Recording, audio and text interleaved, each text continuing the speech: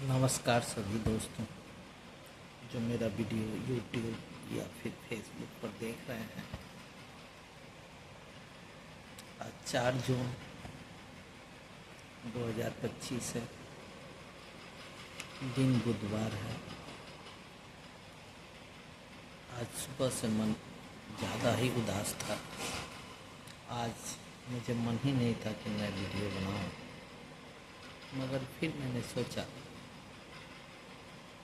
चलिए इसी को करते हैं, शायद थोड़ा सा मन बहल जाए। तो सारी पुरानी बातों को छोड़ के एक नई बात, मतलब नया साल, फिर हमारा प्रयास चलता रहेगा। इसमें नई और पुरानी दोनों बातें हैं। तो चलिए शुरू करते हैं आज की घटना। सुबह में मुझे एक दुखद घटना मेरे एक जानने वाले ने फ़ोन करके बताया। वो पानीपत के हैं।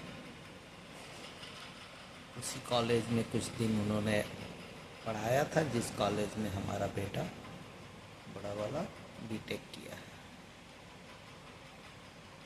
वो 2013 का आखिरी साल था।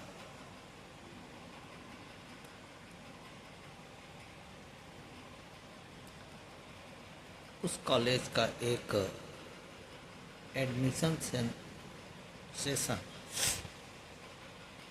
जम्मू में आयोजित किया गया था। क्योंकि मैं उस कॉलेज में कुछ बच्चों को एडमिशन भी कराता था और मेरा बेटा उस कॉलेज का तृतीय वर्ष का छात्र था। मुझे भी कॉलेज के डायरेक्टर के द्वारा जम्मू आमंत्रित किया गया था कि मैं भी उस मेला में रहूं, और कॉलेज की तरफ से कई लोग गए थे। एक मेरे आत्मीय जन हैं तो मुझसे नाराज़ हैं, अरविंद चौधरी जी भी थे। मैं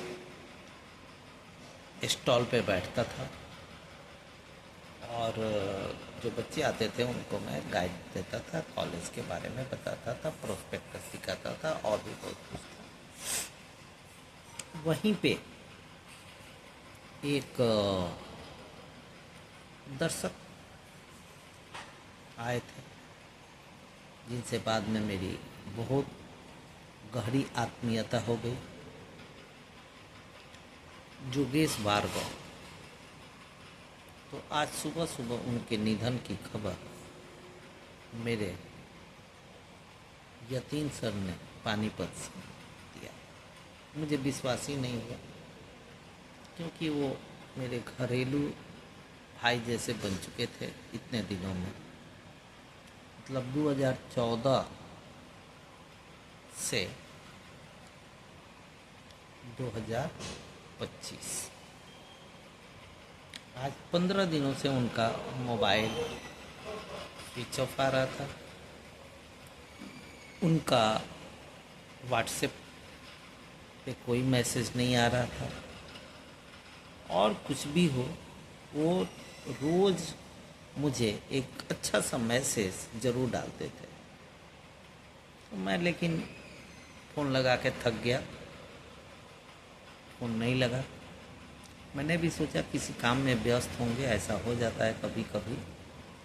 वैसे भी कश्मीर राज्य के लोगों का ये थोड़ा सा रहा है काफ़ी दिनों, कभी कभी नेट बंद हो जाता है कभी कभी। लेकिन विगत जब से 370 हटा तब से ऐसी घटना सुनने को नहीं मिली थी कि मोबाइल बंद रहा है। अब मुझे खबर मिली,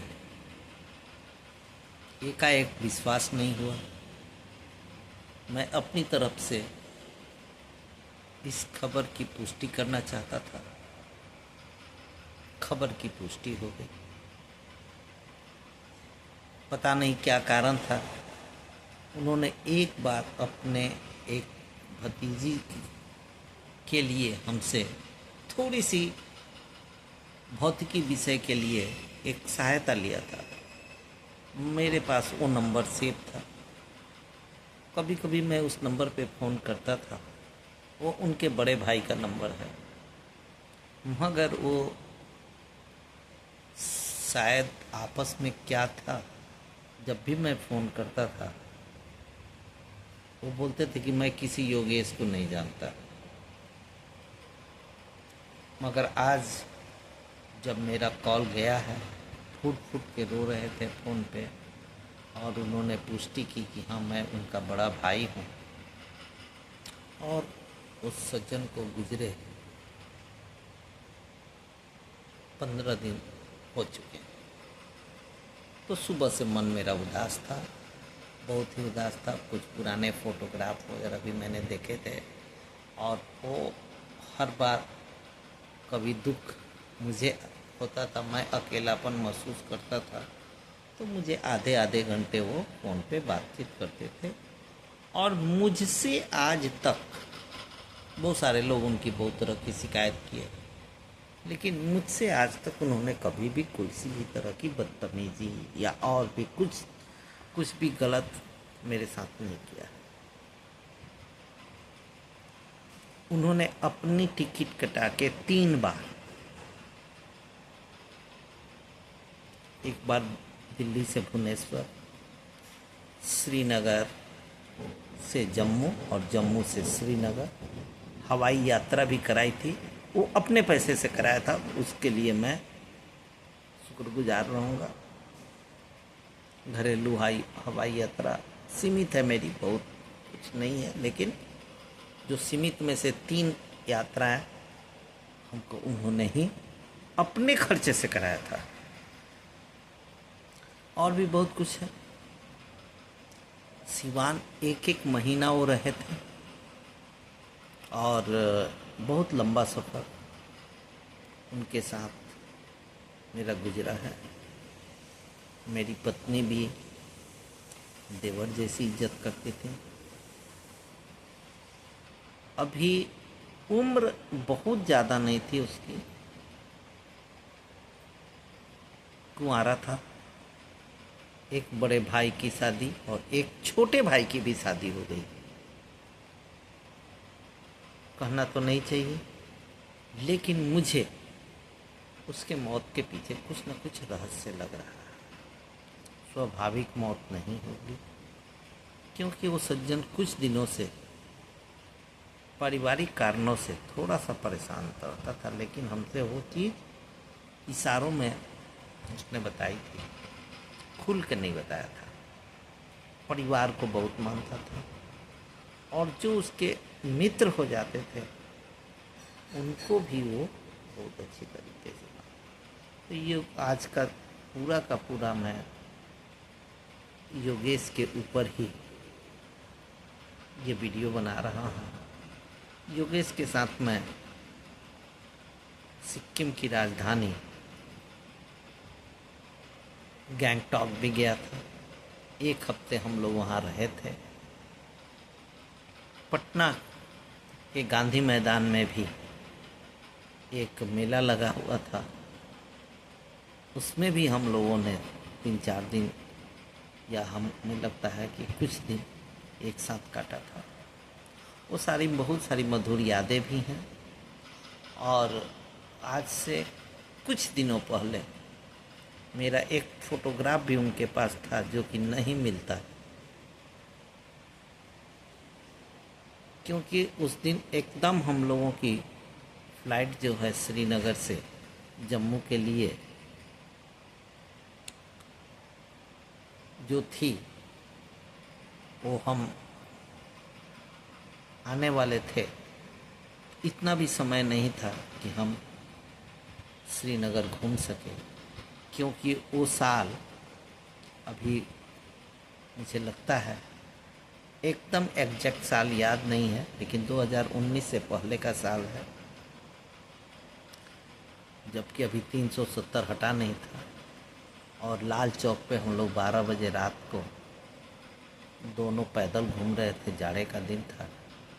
दूसरे दिन जब आना था तो जिस टैक्सी से एयरपोर्ट आ रहे थे उसी टैक्सी को 10 मिनट के लिए डल झील के सामने रोक के डल झील के सामने एक तस्वीर ली थी, जो तस्वीर यादगार के रूप में है मेरे पास, और जो कि मेरे पास नहीं थी। और अभी ज़्यादा दिन नहीं हुए होंगे, 1 महीना पहले उन्होंने अपने मोबाइल से कश्मीर के कुछ फ़ोटो मुझे व्हाट्सएप पर शेयर किया। योगेश जी, और कुछ तो मैं नहीं बोल सकता। मेरे दिल में जब तक मैं भी रहूँगा आप रहेंगे। आपकी याद को ख़त्म करना मुश्किल नहीं, नामुमकिन है। मेरे पूरे परिवार को वो जानते थे और उन्होंने अपना ही समझा था। हर व्यक्ति में कुछ कमी और कुछ अच्छाई होती है। मैं केवल अच्छाई याद रख रहा हूँ, कमी कुछ भी नहीं बताऊंगा। लेकिन एक राज की बात बताऊंगा। आज जो मेरे बेटे ने एमटेक किया है, कुरुक्षेत्र यूनिवर्सिटी से किया है, उसकी प्रेरणा या और कुछ भी बहुत कुछ वही व्यक्ति कुरुक्षेत्र विश्वविद्यालय जाके और उनके लिए कुछ व्यवस्था किया था, क्योंकि वो बोल रहे थे कि मुझे नहीं लेना है एडमिशन, और उनका नाम आया, वो निकल गए, और जब उनका नाम आया लिस्ट में तब वो तैयार हुए और आज उन्होंने कुरुक्षेत्र विश्वविद्यालय से master of technology mechanical engineering से किया है और अच्छी कंपनी में नौकरी कर रहे हैं। और ये संदेश मैं आज बता रहा हूँ कि मेरिट तो थी, बच्चे में मेरिट थी, लेकिन मेरिट को हनुमान जी को जैसे बताया जाता था वैसे बताना पड़ा था। और तब वो बीटेक के बाद भटक नहीं पाए और उन्होंने एमटेक करके आज अपने क्वालिफिकेशन को आगे बढ़ाया है और अच्छी कंपनी में काम कर रहे हैं। योगेश जी, मैं आपको भूल नहीं सकता। 1 साल पहले मेरी बेटी हमीरपुर गई थी, वापसी में चंडीगढ़ में रात हो गई थी। योगेश जी, आपने उसे रिसीव किया। रिसीव करने के बाद से उसको रात में होटल में रुकाया और दूसरे दिन बिना बताए मेरी बेटी बस पकड़ने निकल गई। वो भी परेशान था, मैं भी परेशान था, लेकिन बाद में मुझे पता चला कि बस देर हो रही थी, इसलिए वो निकल गई। तो ऐसी यादें जो कि न भूलने वाली हैं, बहुत सारे प्रसंग हैं जो कि इन 10 सालों में गुजरे हैं और उसका लेखा जोखा मैं 15 से 20 मिनट में नहीं कर सकता। और आज का वीडियो यहीं पे ख़त्म करता हूँ। वो भी मेरे एक प्रसंग थे जो कि मैं मेरी कहानी, मेरी जुबानी मैं शायद ला भी पाता, नहीं भी ला पाता, लेकिन आज मृत्यु के 16 दिन के बाद जब मुझे खबर लगी है तो आँख से आंसू रुक नहीं रहे थे। चलिए सभी मिलके उनकी आत्मा की शांति के लिए प्रार्थना करें।